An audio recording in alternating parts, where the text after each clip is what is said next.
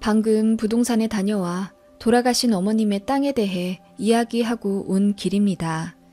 남편과 오는 길 내내 초코파이 봉지를 만지작거리며 눈물 흘렸네요. 못된 시누이 때문에 마음고생 많이 하다 가신 시어머니. 그동안 참 별일이 다 있었죠. 남아있던 속상한 마음 훌훌 털어버릴 겸 글을 한번 써봅니다. 저는 결혼한 지 20년이 넘은 중년의 부부입니다. 산전수전을 다 겪고 이제는 남편과 인생의 동반자, 그 이상의 절친한 친구 같은 느낌이 들 정도로 서로에게 충실히 하며 살고 있습니다. 남편에게는 누나가 있어요. 아니, 있었다고 해야 할까요? 지금은 연을 끊었으니까요. 시누이는 제가 아는 사람 중에서 가장 인성이 고약한 사람이었습니다. 같은 배에서 나온 저희 남편은 심성이 참 곱고 바른 데에 반해 시누이는 개차반으로 자라난 걸 봐서 아마 태어날 때부터 그런 사람이었나 봅니다. 아주 어린 시절부터 사고란 사고는 다 치고 다녔다고 하니까요. 국민학교 시절에는 반아이 한 명을 죽도록 괴롭혀 왕따시켰는데 그 수준이 참혹할 정도라 경찰서에서도 조사를 나왔다고 하더군요. 어린 미성년자라 조사 정도로만 그쳤지만 시어머니는 그 일로 동네에서 얼굴을 들고 다닐 수가 없었다고 해요. 그 밖에 크고 작은 경악할 만한 일들이 많았고 고등학교 들어가서는 양아치 오빠들과 친하게 지내며 학교도 다니는 둥 마는 둥. 그나마 남매가 공부는 잘하고 시부모님도 형편이 넉넉한 편이라 시누이까지 인문계 고등학교에 보냈다고 해요. 그런데 졸업 1년도 채 안 남기고 돌연 가출을 하면서 자퇴까지 하게 되었죠. 그래서 시누이는 학력이 중졸입니다. 그렇게 어딘가로 떠나버린 시누이는 몇 년간 연락하지 않았다고 해요. 시부모님 속은 그야말로 새까맣게 타들어갔지만 그래도 저희 남편이 홀로 남아 부모님 마음 잘 헤아려 드리고 효도하면서 공부도 꽤나 잘했기 때문에 그나마 참고 사셨다고 하네요. 그렇게 저희 남편이 대학교에 들어갈 무렵 시누이가 돌연 찾아왔다고 해요. 물어보진 않았지만 행색으로 보아 어떤 일을 하며 살아왔는지 짐작이 갈 정도였다고 해요.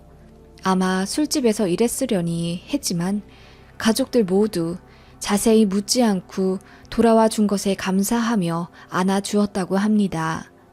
그치만 신우는 가족이 그리워 돌아온 것이 아니었다고 해요. 남동생이 대학에 갔다는 소식을 듣고 온 거였어요. 이유는 돈이었죠. 엄마, 형철이한테 등록금 대준 만큼 나한테도 주면 안 돼요? 나도 공부 잘했으면 벌써 대학 들어갔을 텐데. 어차피 나한테 줄 돈이었잖아. 대학 갔다고 생각하고 4년치 나한테 좀 주세요. 나 대학교 안 가고도 인생 공부 많이 했어. 무슨 말이니 그게. 대학도 안 갔는데 등록금을 달라니. 차라리 집에 들어앉아서 검정고시 치고 진짜 대학교 들어가면 엄마 아빠가 내줄란다. 그게 아니면 한 푼도 못 줘. 뭐라고? 그러고도 엄마가 내 엄마야? 형철이만 자식이지? 그래, 나 나갈게. 딸 하나 없는 셈 쳐. 정말 왜 그러니? 왜 이렇게 부모 속을 썩여? 우리가 뭘 잘못했니 너에게? 말 좀 해봐. 왜 이렇게 엇나가는 거야? 모르겠고 돈이나 좀 줘. 나 옷가게 하나 차릴라니까. 뭐? 옷가게? 그렇게 시누이는 반강제로 집에서 돈을 뜯어내서 옷가게를 하나 차렸다고 하더라고요. 그런데 그 파는 옷들이 죄다 유흥업 종사자들 옷, 흔히 말해 홀복이었나 보더라고요. 돌아와서 집 근처에다 그런 걸 차리니 동네 사람들은 또 수근거리기 일쑤였고 시부모님과 시누이는 마찰이 정말 많았다고 해요. 아무래도 밖에서 생활하다가 돈도 떨어지고 일도 하기 싫으니 집에 들어온 것 같은데 집에 와서는 손 하나 까딱 안 하고 어머님이 차려주는 밥 먹으며 옷가게 나가고 그마저도 수익이 전혀 나지 않으니 또 시아버님께 돈 달라고 깽판 치고 언성이 높아지면 시누이가 집안 물건을 다 던지고 부셨다고 해요. 어느 날은 정말 위험한 행동까지 하며 119도 불렀다고. 그 정도로 막 나가는 시누였고 시어머니는 눈물이 마를 새가 없었답니다. 시아버지도 너무 스트레스 받으셨는지 안 드시던 술을 매일같이 드시다가 시누이가 집에 돌아온 지 5년 만에 갑자기 돌아가셨다고 해요. 사인은 심장마비였지만 모든 친척들이 시누를 향해 손가락질했고 아빠 죽인 년이라며 울부짖었어요. 저희 엄마만 시누를 감싸줄 뿐이셨죠. 내가 아니면 누가 널 감싸니? 이제라도 정신 차리고 서로 기대면서 같이 잘 살자. 시어머니는 울면서 신호에게 말했지만 신호에게 씨알도 안 먹혔다고 해요. 누나, 이제 정신 차리고 뒤늦게 공부라도 하든지 해. 나도 곧 취직할 거니까 내가 누나 공부 뒷바라지 할게. 요즘은 조금 늦는다고 흠도 아니래. 공무원이라도 하자. 월급은 적지만 그래도 괜찮을 거야. 누나 결혼도 해야지 이제. 어줍잖은 걱정할 거면 돈으로라도 내놔. 안 그래도 잘난 게 어디서 잘난 척하고 있어? 신우는 그렇게 남편이 몇 번이나 건넨 손을 뿌리쳤고 집을 나갔다 들어왔다 하며 망나니처럼 살았다네요. 그리고 아버님이 돌아가신 지 1년 후 신우가 집을 탈탈 털어 시아버지 부조금으로 들어온 2,100만 원과 시아버님 차키와 땅 문서를 가지고 야반도주를 했다네요. 그 땅은 지금의 경기도 하남시 미사 쪽이었고 신우가 가져간 땅의 시가는 현재로 따지면 거의 30억은 되는 수준입니다. 그 큰 돈을 가져가서 잠적해버린 신우 때문에 시어머니는 머리를 싸매고 알아 누우셨습니다. 그때는 남편도 너무 분노해서 경찰 신고도 했는데 가족이라는 이유로 접수조차 안 되었다고 하네요. 당신은 그랬나 봐요. 그렇게 한순간에 많은 재산을 잃은 시어머니는 시아버지가 남기신 연금과 집 하나만 겨우 붙들게 되셨어요.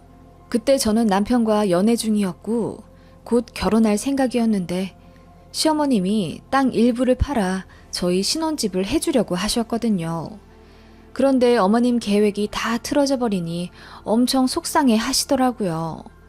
저는 그런 시어머님께 다 괜찮다고 혹시 괜찮으시면 저희가 어머님을 모시고 살아도 되겠냐고 여쭈었어요. 지금 생각하면 파격적이지만 저는 그때도 어머님이 너무 좋았습니다. 워낙 인자하시고 성품이 고우셨어요. 저를 정말 많이 아껴주셨고요. 그래서 남자친구의 어머니라는 생각보다는 제 돌아가신 엄마 같다는 생각이 들었어요. 그렇게 저희는 시어머님 댁에서 합가하며 신혼을 시작했습니다. 생각 이상으로 어머님과 사는 건 참 좋았어요. 맛있는 거, 좋은 곳 모두 함께 하면서 어머님도 잃었던 웃음을 되찾으셨죠. 거기다 저희가 아이 둘을 낳으면서 그야말로 정신없이 10여 년이 흘렀습니다. 어머님도 같이 육아 도와주시며 울고 웃고 정말 많은 추억들이 켜켜이 쌓여 서로가 더욱 끈끈해졌죠. 신호의 존재는 가끔 까맣게 잊을 정도로요. 물론 시어머님은 가슴 한켠에 있는 아픔을 외면하지 못하셨겠지만요. 남편도 신호에 대해 아예 생각을 안 하려고 하는 것 같더라고요. 그렇게 저희 집에서 신우 혹은 고모는 암묵적으로 말하지 않는 단어가 되었습니다. 어머님은 저희와 살며 틈틈이 마을버스 타고 살짝 외진 시골로 가셔서 텃밭을 가꾸셨어요. 10평짜리 작은 밭인데 주로 마늘이나 파를 심으셨고 가끔은 보리도 심어 수확한 걸 일일이 볶아서 장에 내다 파시고 그 돈으로 저희 아들들 용돈 주시는 게 삶의 낙이셨습니다. 애들 등교하면 거기 가셔서 크게 노래도 틀며 따라 부르시고 기분 전환 하시는 것 같더라고요. 그 사이 우리 아들들은 다 커서 듬직해졌고 시어머니는 그 사이 많이 늙으셨습니다. 어느 날 어머님이 제 손을 잡으며 그동안 늙은이 챙겨주느라 고생 많이 했다고 하시더군요. 어머님, 무슨 말씀을 그렇게 하세요? 저는 엄마가 생겨서 좋았어요. 그런 서운한 말씀 마세요. 나도 네가 진짜 내 딸 같아서 좋았다. 네가 진짜 내 딸이라면 얼마나 좋을꼬. 그동안 참 고마웠다. 어머님, 왜 자꾸 과거형으로 말하세요? 어머님은 언제부턴가 자꾸 고맙다고 안 하고 고마웠다는 식으로 과거형으로 말씀하셨어요. 들으면 괜히 마음이 아려서 그렇게 말씀하지 말라고 했죠. 지금 그때를 생각해도 참 눈물이 나네요. 어머님은 직감적으로 어머님의 건강이 안 좋아졌다는 걸 느끼신 모양이었습니다. 그 이후로 얼마 되지 않아 어머님의 건강검진에서 폐암 진단을 받았고 저희 아들들은 물론이고 저와 남편 모두 집이 떠나가라 울었습니다. 어머님만 담담하실 뿐이었죠. 엄마, 초기니까 치료하면 오래오래 같이 사실 수 있을 거야. 요즘 의학이 얼마나 발전했는데. 일단 의사 말대로 빨리 스케줄 잡자. 네, 어머님. 제가 책임지고 간병할게요. 어머님 무슨 일이 있어도 다 낫게 해드릴게요, 제가. 그렇게 어머님은 입원하셨고 저희가 살뜰히 모셨습니다. 어느 주말 아들들도 문병 와서 모처럼 온 가족이 병실에 다 모였던 어느 날 누군가 찾아왔더라고요. 자세히 보니 신우였습니다. 아니 누나가 여길 왜 찾아와? 왜? 또 돈 떨어졌어? 남편의 살기 어린 표정에 신우가 잠시 움찔하더니 저희는 쳐다도 안 보더니 우리 아들들을 보고 화색이 돌며 조카들이 언제 이렇게 컸냐며 웃고 놀라워하더군요. 무슨 사이코패스인 줄 알았습니다. 내가 니들 고모야. 인사해야지. 어디서 멀뚱멀뚱 쳐다만 보고 있어. 그 말에 애들이 어리둥절해하다가 일단 고개 숙여 목례하더군요. 제가 소리 지르며 여기가 어디라고 찾아오시냐고 했습니다. 그 말에 신우가 콧방귀를 한번 뀌더니 이러더군요. 우리 엄마가 연락했어요. 엄마 아프시다면서 죽기 전에 한 번만 봤으면 좋겠다고 하셔서 내가 바쁜 일 미루고 여기 왔는데 아무도 날 안 반기네? 우리 엄마가? 엄마, 누나한테 연락했어? 그 말에 어머님이 고개를 숙이며 눈물 지으시더군요. 사실 몇 년 전 주변에 물어물어 신우의 연락처를 알게 되셨답니다. 그냥 간직만 하고 연락하지 않고 있었는데 어머님의 폐암 진단에 그래도 하나 있는 딸이니 얼굴이 보고 싶으셨던 겁니다. 그 마음은 이해가 갑니다. 네 배 아파 낳은 자식인데 아무리 사고치고 살았다 한들 어떻게 평생 모른 척하며 사시겠어요. 가뜩이나 돌아가실 수도 있는 상황인데. 신우는 그렇게 십수년 만에 돌아와선 자기가 어떻게 살았는지 무용담을 늘어놓더군요. 돌아가신 시아버님 재산을 가져간 것에 대해 일말의 죄책감도 없는 것 마냥요. 그 돈 가지고 좀 불리다가 그것도 어느 순간 다 부질없게 느껴지더라고. 그래서 다 기부하고 지금은 동해 쪽에 작게 카페 하나 하고 있어. 기부? 누나가 기부를 했다고? 아니, 훔쳐간 돈을 제자리에 갖다 놓지 못할 망정 기부를? 말도 안 된다고 느껴졌어요. 그래서 제가 말했죠. 기부하실 리는 없을 텐데 혹시 도박하셨어요? 제 말 한마디에 신우가 움찔하더니 파르르 떨며 저한테 손가락질하며 언성 높이며 미친 듯이 소리 지르더군요. 네가 뭘 아냐면서. 그거 보고 확신했죠. 안 그래도 망나니로 살았는데 도박으로 다 잃었구나 싶어서. 그때 아들들은 밖으로 내보내서 망정이지 진짜 못 볼 꼴 보일 뻔했습니다. 그렇게 아픈 시어머니 앞에 두고 저희는 언성 높여 개싸움했습니다. 정신 차리고 나니 죄송하더군요. 그렇게 시누이는 엄마 얼굴 잠깐 보고 돌아갔습니다. 어머님은 그날 이후로 기력이 더 없어지셨고요. 엄마, 누나한테 연락했으면 나한테 먼저 말을 해줘야지. 미안하다.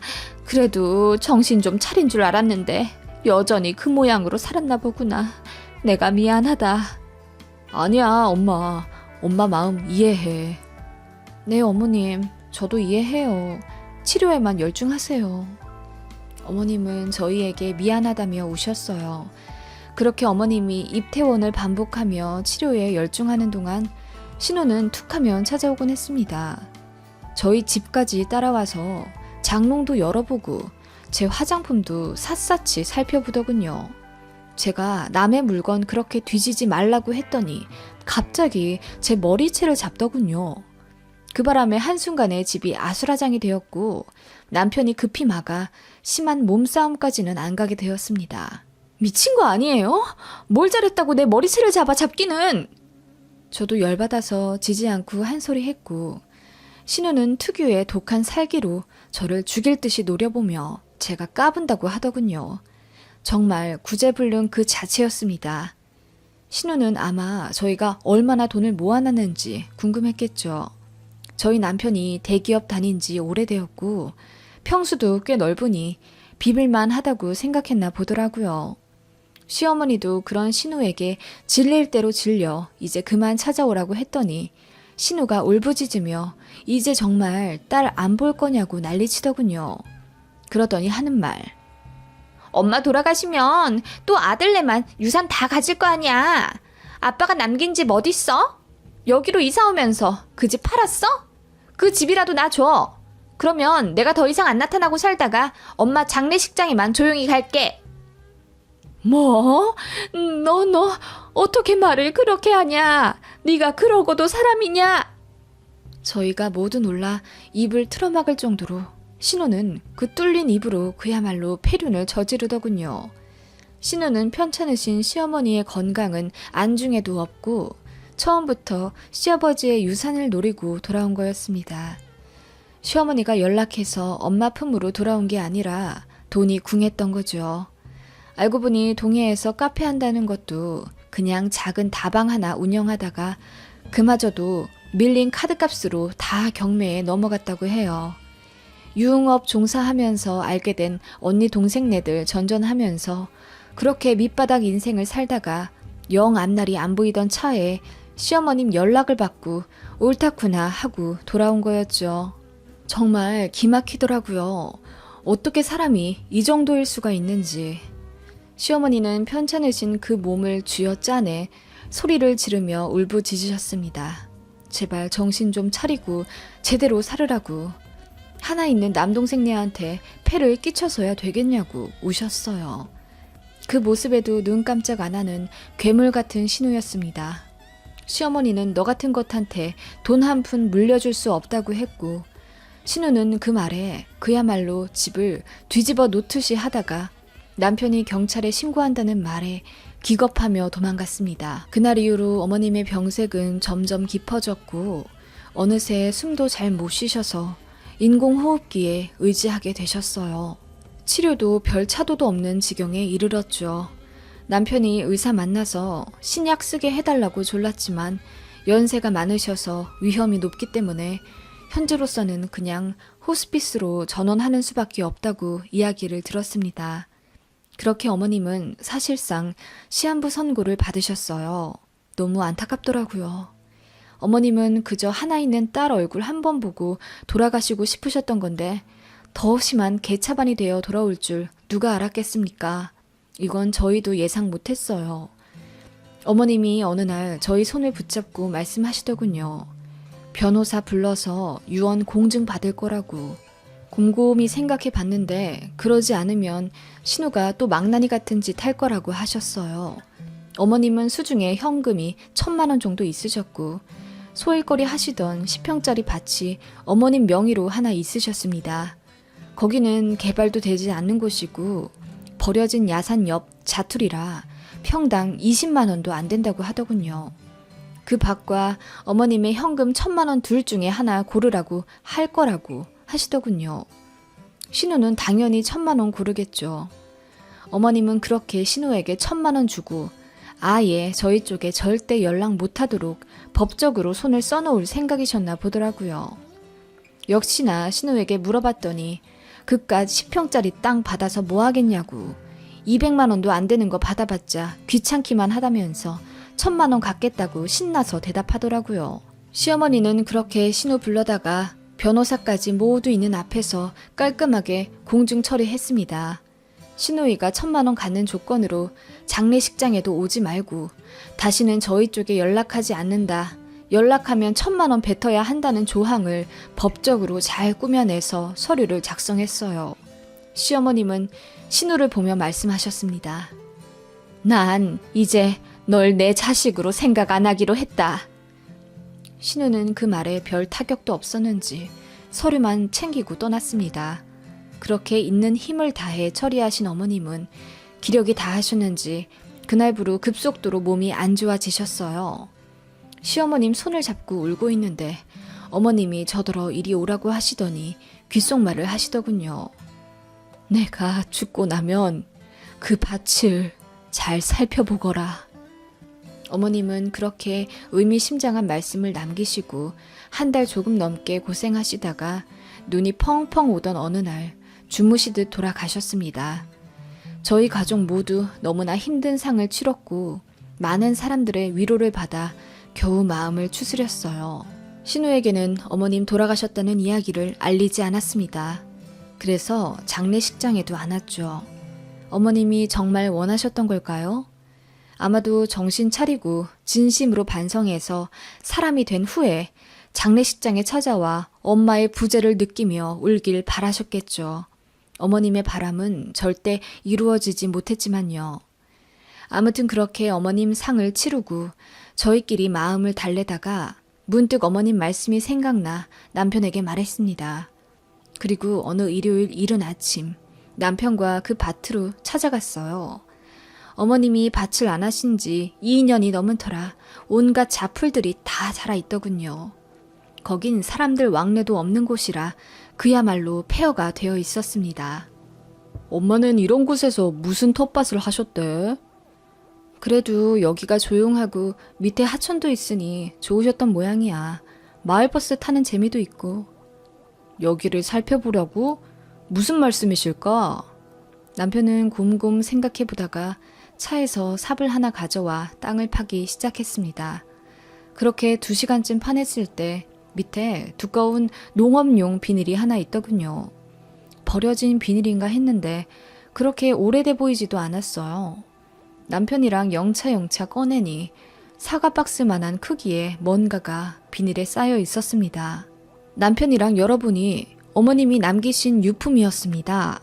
처음에는 돌아가신 아버님의 작업복, 옷가지로 덮여 있었고 그 안을 열어보니 어머님의 쪽지 한 장 그리고 보자기에 쌓여진 무언가가 있었습니다.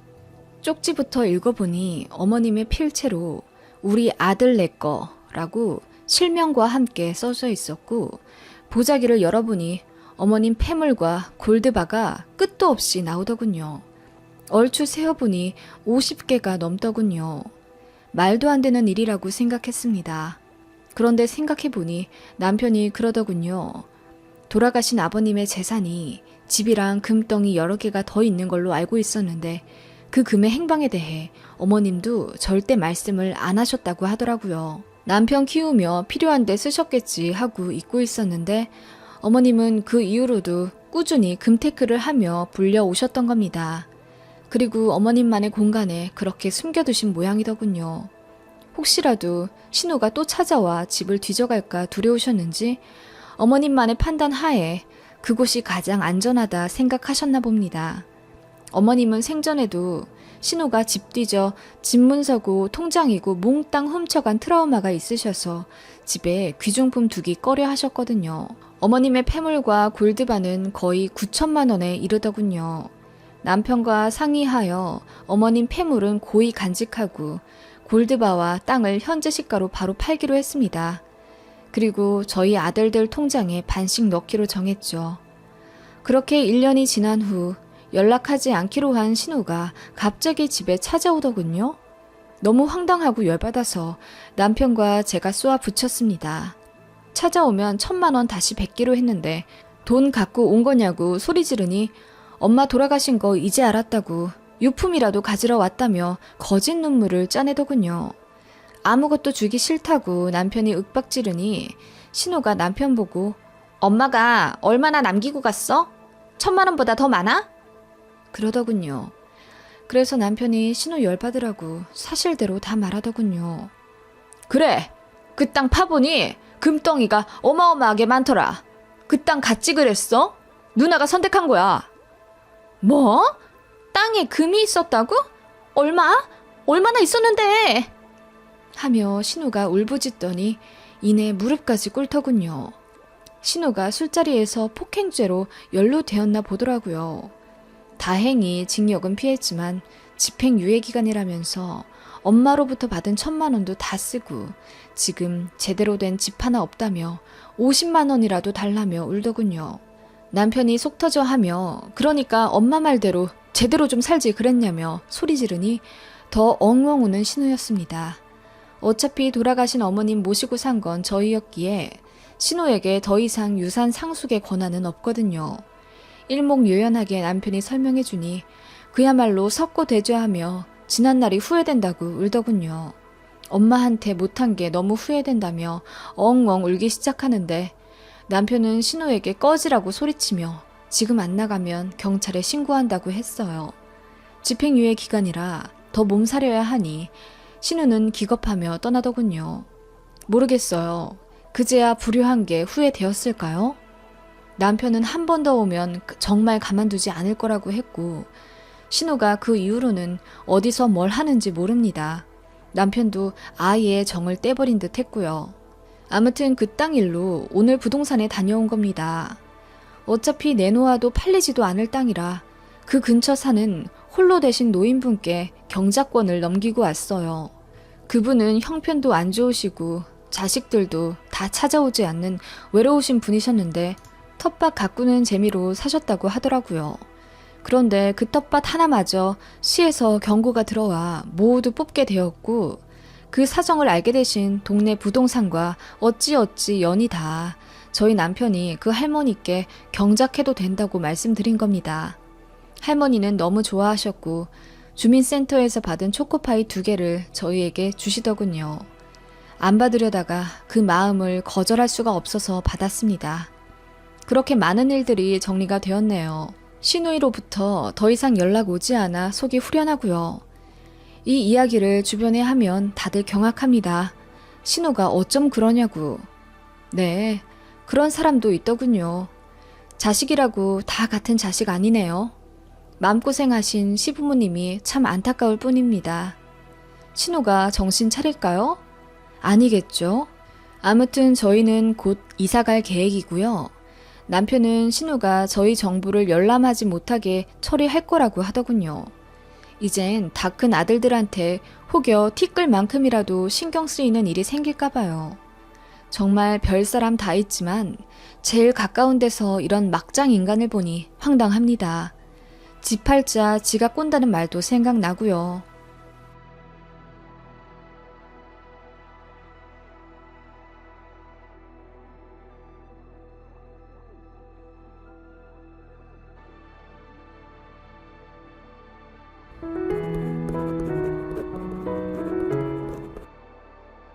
오늘따라 게시판에 시댁 갈등 이야기가 많네요. 이 카페에 글 한 번 남긴 적 없지만 보다 보니 제 몇 년 전 생각이 나서 노트북을 한번 켜봅니다. 몇 해 전 저는 시댁 옆집으로 이사가게 되었어요. 그것도 시어머니의 단식 투쟁에 의해서요. 무슨 일이냐고요? 얘기 본격적으로 시작할게요. 남편과 결혼하고 2년 정도 신혼 가진 후 첫 아이를 갖게 되었어요. 아들이었죠.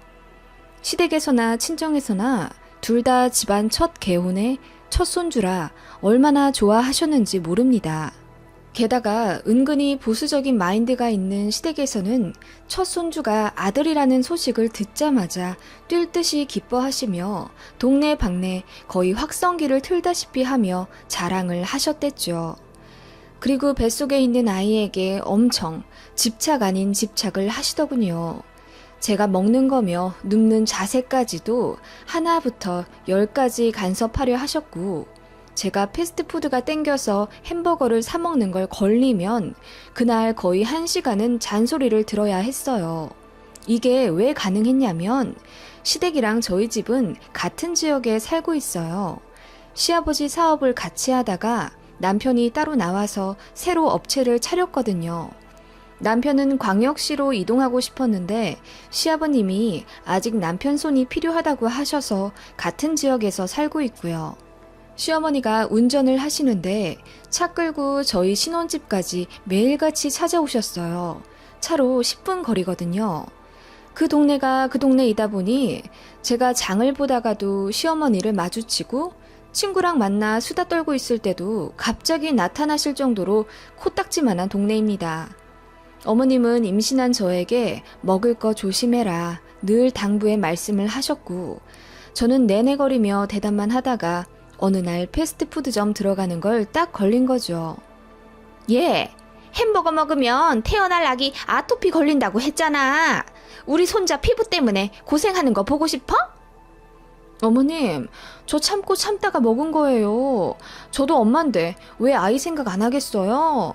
너무 먹고 싶으니까 그랬죠. 못 먹는 스트레스가 더 몸에 안 좋대요, 어머님. 저도 평소에는 내내거리는 스타일이지만 아니다 싶을 때는 할 말 다 하는 성격이라 가끔씩 시어머니와 트러블이 있었습니다. 아니, 얘, 그 10달 참는 게 그렇게 어렵니? 나 때는 이런 거 하나 안 먹고 산이며 들에서 나는 좋은 것만 먹고 네 남편 낳았어. 다들 시어머니가 그러신가요? 아기 생기기 전에는 별 터치가 없으셨는데 손주 생기자마자 저에게 엄청 시짜짓 하시더라고요. 처음에는 제 생각해서 하시는 잔소리인 줄 알았는데 들어보면 볼수록 저는 뭐 그냥 손주 낳는 사람일 뿐이란 생각밖에 안 들더라고요. 그런 시어머니 때문에 어느 순간부터 당연히 스트레스 받았죠. 남편이랑도 참 사이좋은 인꼬 부부였는데 제가 시어머니 때문에 힘들어하니 크고 작게 싸우게 됐죠. 남편도 은근히 시댁편 들더라고요. 제가 예민하다면서요. 그러다가 임신 7개월쯤 한 번 크게 싸운 적이 있었고 그날 밤 배가 심하게 뭉쳐서 응급실에 가게 됐어요. 급하게 조산 방지 처치받고 3일 입원했다 퇴원했는데 그날 남편이 엉엉 울며 반성하더라고요. 산부인과 의사가 좀 나이 많으신 여선생님이셨는데 남편을 혼냈다고 하시더군요. 남편 하나 믿고 시집 와서 아이 가진 부인인데 남편이 되어서 스트레스 줘서 되겠냐고 한 소리 하셨댔고 가뜩이나 아이 잃을까 노심초사하던 남편이라 제가 병원에 실려간 게 큰 전환점이 된 것 같더라고요. 그날 이후부터 남편은 전적으로 제 편이 되어 주었습니다. 그래서 시어머니가 연락도 없이 찾아올 때면 본인이 방패가 되어 저를 막아주었고 시댁 스트레스 안 받게 저를 잘 보호해 줬어요. 고마웠죠, 남편에게. 아이 낳고 나서도 온 힘을 다해 잘하려는 남편에게 감동해서 아직까지도 사이는 좋은 편입니다. 시어머니가 조리원 들어가는 대신 시댁에 들어와 몸조리 하라고 몇 번이나 말씀하셨지만 솔직히 너무 불편할 것 같더라고요. 그래서 거절하고 조리원 2주 예약했습니다. 그날도 전화가 와서 난리가 났었어요. 아니, 2주나 예약을 했어? 하더라도 1주면 되지. 그 정도만 조리원 있다가 우리 집 들어와라. 내가 조리 잘 해줄게. 아니, 우리 손자를 어떻게 태어나자마자 남의 손에 맡기니? 응? 어머님, 다들 전문가예요. 저나 어머님보다 아이 잘 봐주실 거예요. 걱정 마세요.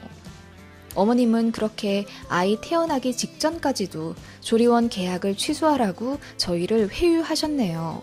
잠깐 흔들릴 뻔도 했지만 출산하고 나서 어머님이 제가 신생아 전 물리는 거 보면서 가슴을 유심히 보신다거나 유륜이 어쩌고 저쩌고 하시는데 너무 불쾌하더라고요.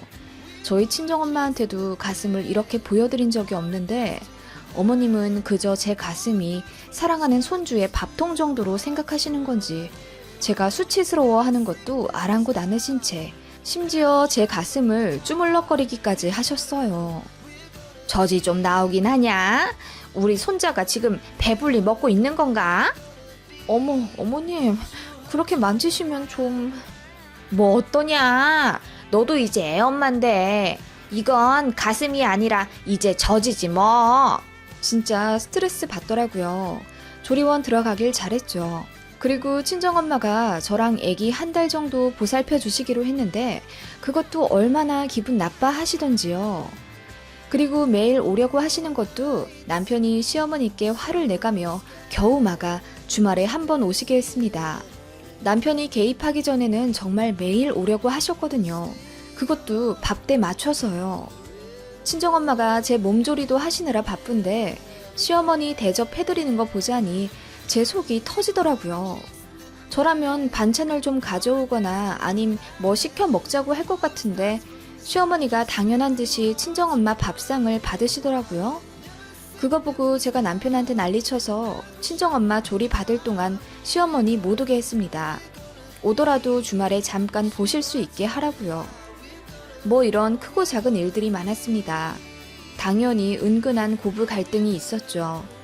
그나마 남편이 맞고 저도 할 말 다 하면서 약간의 거리를 두려고는 했지만 쉽지 않더라고요.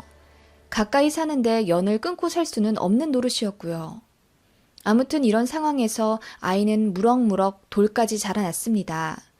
첫 아이니 저희 부부에게도 얼마나 보석 같은 존재였겠어요.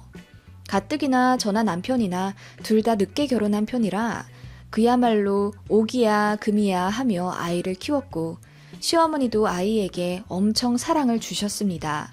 그런데 절대 주머니는 안 여시더군요. 솔직히 말해 이상하더라고요. 아이 태어나고 나서 모든 걸 다 해주실 것처럼 말씀하셨는데 아이 내복 하나 해주신 게 다였거든요. 뭐 당연히 손자에게 금전적으로 퍼부어 주실 의무는 없지만 말이랑 행동이 좀 다르셔서 의아하게 생각하던 차에 의문이 풀렸습니다. 시어머니가 돈을 긁어 모으고 시골에 있는 산도 처분해 집을 하나 더 사셨다고 하더라고요. 바로 시댁 옆집 말입니다. 네, 시댁은 아파트고 계단식인데 그 시댁 옆집을 사셨다는 겁니다. 옆집이 안 그래도 이사를 가야 한다길래 나한테 팔으라고 했지. 몇 년 더 산다 그러는 걸 시세보다 1,000이나 더 얹어줬어. 오늘 가계약했고 2주 후에 복덕방 가서 계약서 쓰기로 했다. 그동안 돈 아끼느라 얼마나 고생했나 몰라. 네? 옆집을 사셨다고요? 왜요? 아니 왜긴 왜야. 우리 손자도 점점 커가는데 옆에서 끼고 살아야지. 너도 애 어린이집 보내고 일을 해야 할 것 아니냐. 어머, 어머님, 그게 무슨 말씀이세요? 시댁 옆집에 살으라뇨? 그래, 니들이 놀랄까봐 내가 미리 말은 못했다만 내 계획 좀 들어봐. 어머님의 생각은 이러하셨어요. 옆집에 저희가 이사 오면 사제업체에 의뢰해 엘리베이터 앞으로 아코디언식 가벽을 치시겠답니다. 그리고 양쪽 현관을 열어놓고 두 집을 한 집처럼 쓰며 살 거라며. 저희 집 살림도 어머님이 좀 도와주실 거고 손자가 양쪽 집 자유롭게 드나들며 뛰어놀게 하실 거라는 기상천외한 계획을 늘어놓으시며 기대에 부풀어 계시더라고요. 저 당연히 싫다고 했고 남편요? 기겁을 하며 시어머니께 화를 내더군요. 엄마! 그런 중요한 일을 왜 우리한테 말도 안 하고 혼자 결정하세요? 아니, 아버지는 뭘 하시고요? 네 아빠는 당연히 모르지. 땅은 어차피 우리 외가족 건데 팔아도 내 맘이지. 그걸로 산 집인데 옆집이든 어떻고 윗집이든 어떻냐? 아무튼 니들도 곧 전세 계약 끝나잖냐. 맞춰서 들어올 생각 말고 그냥 미리 들어와 살아. 집은 내가 보니깐 화장실만 좀 고치면 되겠더라. 엄마, 대체 무슨 말이야 정말. 우리는 안 가. 이쪽에서 내년에 어린이집 보낼 생각도 하고 있는데 엄마 혼자 무슨 김칫국 혼자 마시고 계셔. 빨리 취소해. 그 계약 말이야. 우리는 안 들어갈 테니까. 니들도 어차피 그 집 줬다면서. 니들 돈 쓰지 말고 여기 들어와 살으래도. 이런 부모가 어딨어. 고마운 줄도 모르고. 시어머니가 성을 내시며 호통치셨고 저희는 몇 마디 더 나누며 언성 높이다가 그냥 집에 와버렸습니다. 시어머니는 계속 전화며 카톡으로 어서 짐 싸서 옆집으로 들어오라고 성하셨고요. 손자 빨리 보고 싶으니까 어서 오라고 얼마나 막무가내이시던지. 지금 글 쓰면서도 그때가 생각나서 몸서리가 쳐지네요. 아무튼 그렇게 시어머니는 혼자 난리치시다가 시아버지도 사실을 알게 되시며 부부싸움을 하신 것 같더라고요. 독단적인 집 계약으로 시아버지도 화가 많이 나셨대요. 아무튼 그런 상황이었고 저는 스트레스로 인해서 온몸에 발진이 일어나 병원에 입원도 할 정도였습니다. 친정에서도 당연히 난리가 났었죠. 그때 정말 생각도 하기 싫네요. 인자하신 친정아빠가 극대노하셔서 제 남편에게 중간 자리 똑바로 있으라고 화를 내실 정도였죠.